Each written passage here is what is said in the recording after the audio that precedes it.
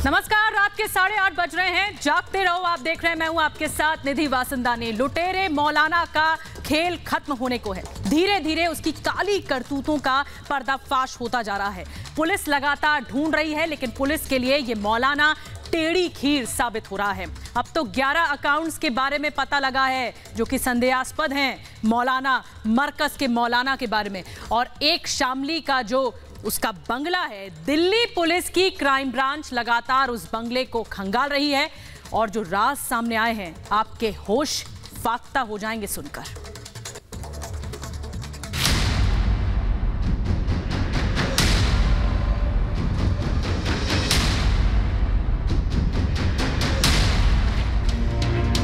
लुटेरे मौलाना के किले पर छापा।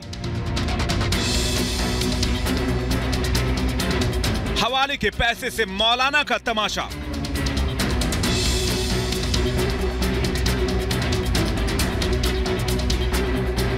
अब फार्म हाउस से मिला सबूत बोलेगा।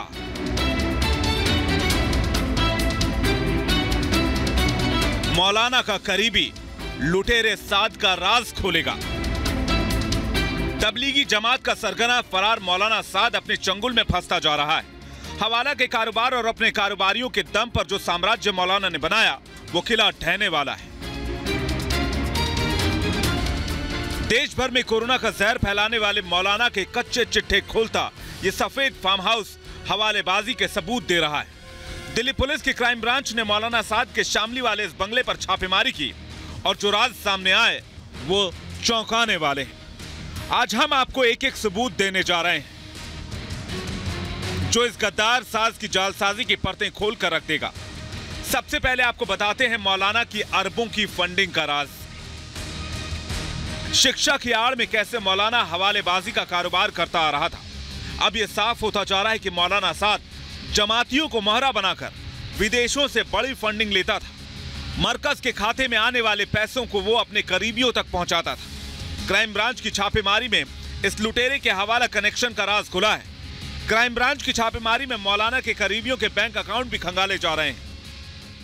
दिल्ली की क्राइम ब्रांच ने शामली में मौलाना साद के फार्म हाउस पर रेड करी, और अभी तक जो सबूत मिल रहे हैं उससे साफ है कि साद अपने परिवार वालों के साथ मिलकर किस तरह से पैसों का घालमेल करता था। पुलिस का शिकंजा साद के करीबियों पर बढ़ता जा रहा है।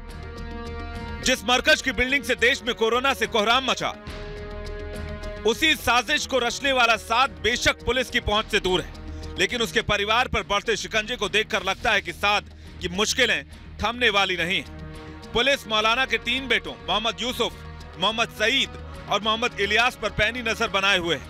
पहले खबरें आ रही थी कि यह जहरीला मौलाना यूपी के शामली में छिपा बैठा है, लेकिन इसके बाद रिपब्लिक भारत ने मौलाना का असली ठिकाना देश को बताया। दिल्ली के जाकिर नगर में छिपा मौलाना पुलिस के पंजे से भागने में कामयाब हुआ,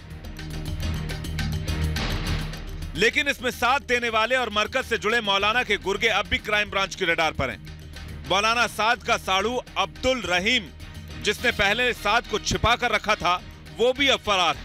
वहीं साद के गुनाह में शामिल उसके साथी और मरकज में कोरोना कारोबार को हवा देने वाले हाजी मोहम्मद यूनुस और मौलाना मुफ्ती शहजाद से भी क्राइम ब्रांच पूछताछ कर चुकी है। अब इनके कबूले गुनाह से साबित हो रहा है कि मौलाना साद कैसे मरकज की आड़ में विदेशों से पैसा लेता था। तबलीगी जमात के खाते में बीते दिनों आए पैसों की तेजी और लेन देन बताती है कि इस अकाउंट में सब कुछ ठीक नहीं चल रहा था। ये विदेशी साजिश क्या है, कैसे देश के कोरोना काल में कोरोना बम की साजिश की गई, इसका फैसला आने वाले दिनों में साफ हो जाएगा। Bureau report, Republic Bharat. हजारों लोगों की जान जोखिम में डालने वाला मौलाना साद आखिर है कहां? अब तक पुलिस की गिरफ्त से दूर है मौलाना साद। ये कैसा मौलाना है जो सुनाई तो देता है लेकिन दिखाई नहीं देता? क्या मौलाना की आवाज अब पुलिस को उसका पता बताएगी?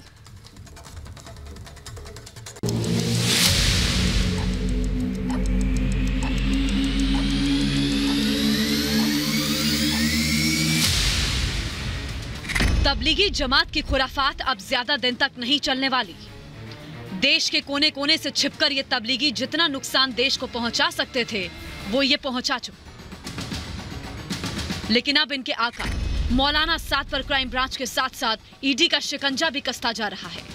मौलाना साद ने जिस तरह छिप छिप कर कोरोना का जहर देश के शहरों तक पहुंचाया, वैसे ही इस साद की घोटालेबाजी के नए सबूत सामने आ रहे हैं। सूत्रों की माने तो ये मौलाना विदेशों से फंडिंग लेता भी था और फिर दूसरे देशों तक काले रुपयों का कारोबार भी पहुंचाता था।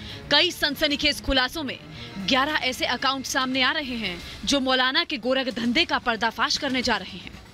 ये सभी अकाउंट मौलाना के करीबियों से संबंध रखते हैं। मरकज के खाते से इन करीबियों का कोई लेन देन नहीं होना चाहिए, लेकिन सूत्रों की माने तो ये मौलाना अपने घर में ही मरकज के पैसों का कारोबार चला रहे थे।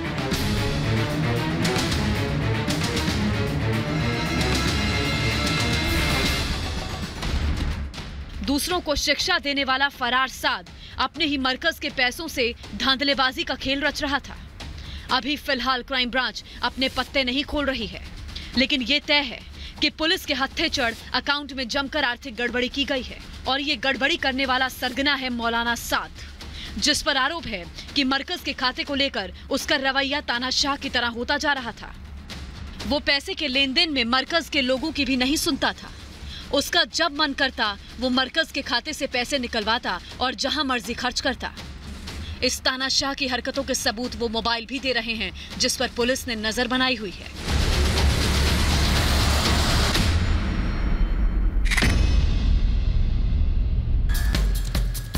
आखिर कहां छिपा हुआ है महामारी फैलाने वाला मौलाना?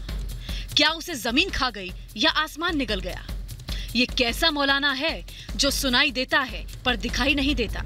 कभी इसका प्लाज्मा ज्ञान सुनाई देता है तो कभी इसकी वही आवाज जो हजारों तबलीगियों को कोरोना की महामारी से ना डरने का ज्ञान दिया करती थी। अब इसकी यही आवाज इस लुटेरे मौलाना का पता बताएगी और इसका ये पता इसके करीबी बताने जा रहे हैं। वो करीबी जिनसे मौलाना ने फोन पर बात की हो।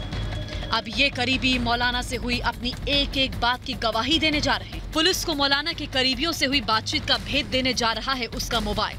पुलिस अब मौलाना से जुड़े लोगों के मोबाइल फोन की डिटेल खंगाल रही है।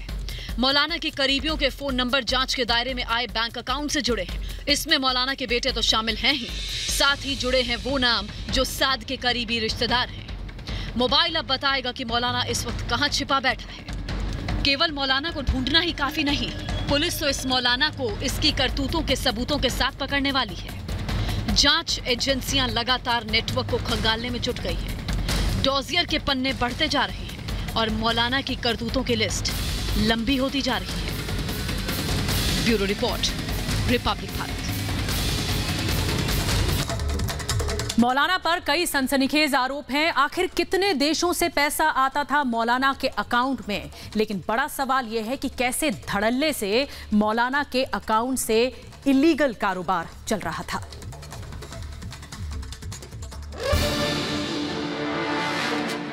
कितने देशों में फैला है मौलाना का कारोबार? किन देशों से आता है मौलाना को पैसा? क्या है मौलाना का हवाला कनेक्शन? ये वो सवाल हैं जिनके जवाब अब ईडी भी तलाश रही है। मौलाना का खेल केवल मरकज तक ही नहीं फैला है, बल्कि छोटी दिखने वाली ये मछली काले कारोबार के समुद्र में गोते लगा रही थी।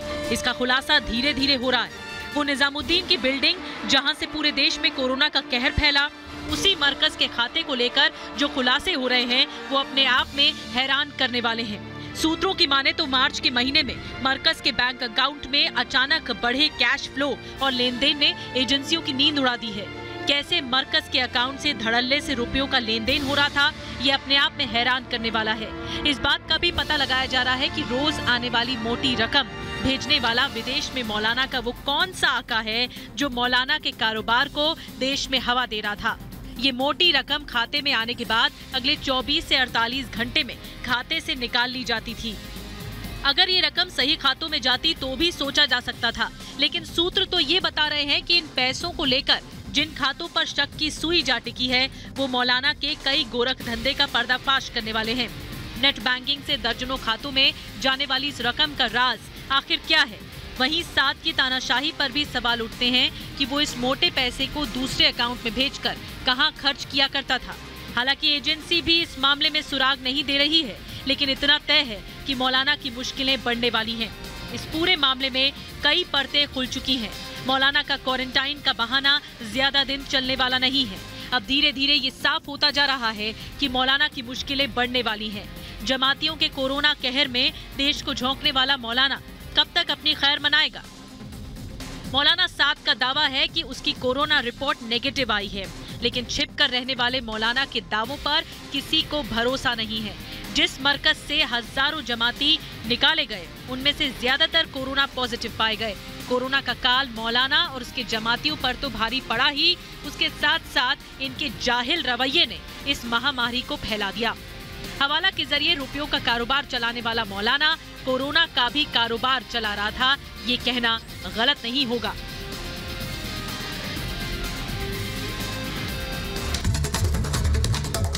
और अब इस खास पेशकश के आखिर में आपको बताते हैं कि कैसे मौलाना साद का इंटरनेशनल नेटवर्क फैला हुआ था और कैसे मौलाना सोशल मीडिया और यूट्यूब के जरिए अपना प्रोपेगेंडा फैला रहा था। दिल्ली के निजामुद्दीन में मरकज की बिल्डिंग, यूपी के शामली में 24 बीघे में फैला फार्म हाउस, धर्म की शिक्षा देने वाले एक मौलाना का साम्राज्य आखिर इतना बड़ा कैसे होता गया? आखिर कैसे ये मौलाना अरबों का आदमी बन बैठा? सूत्रों की माने तो तबलीगी चीफ मौलाना साद के पास करोड़ों की संपत्ति है। निजामुद्दीन की मरकज की बिल्डिंग तो ट्रस्ट की है, लेकिन इसके ठीक पास में है मौलाना का घर, जिसमें मौलाना अपने परिवार के साथ रहता था। उसके तीनों बेटे निजामुद्दीन के पास मौलाना के घर में रहते हैं। वही मौलाना का एक और घर जाकिर नगर में मौजूद है। दिल्ली में मौलाना के 2 घर उसकी संपत्ति के बस बानगी भर है। मौलाना का साम्राज्य देखना हो तो उसके पुश्तैनी घर को देखना जरूरी हो जाता है। मौलाना का फार्म हाउस एक किले की तरह, शामली के इस फार्म हाउस को कटीली करंट भरी तारों से घेरा गया है।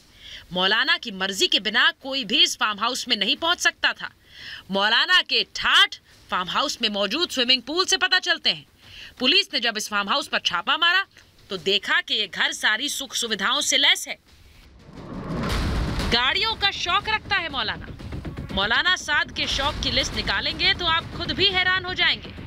फरार मौलाना लग्जरी गाड़ियों का शौकीन है। फार्म हाउस में अलग से पार्किंग बनाई गई है, जहां उसकी गाड़ियां और बाइक मौजूद हैं। अब देखना यह होगा कि आखिर ये मौलाना कैसे अपने इंटरनेशनल नेटवर्क बढ़ा रहा था।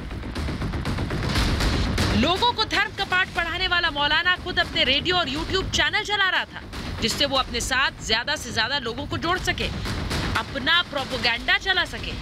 मरकज की बिल्डिंग में बैठकर मौलाना हर सुबह बयान जारी करता था, वीडियो बनाकर लोगों तक अपनी बातें पहुंचाता था। इन वीडियो का मकसद बस एक था, मौलाना खुद का इंटरनेशनल नेटवर्क बनाना चाह रहा था। इन वीडियोस के जरिए मौलाना देश विदेश में अपने फॉलोअर बनाता और अपने खातों में पैसे भी मंगवाता था। 2016 से शुरू हुए मौलाना के यूट्यूब चैनल को लेकर अब कई राज खुले हैं। जांच में धीरे धीरे मौलाना के नेटवर्क का असली चेहरा सामने आने वाला है, जिसका खुलासा आने वाले दिनों में होगा।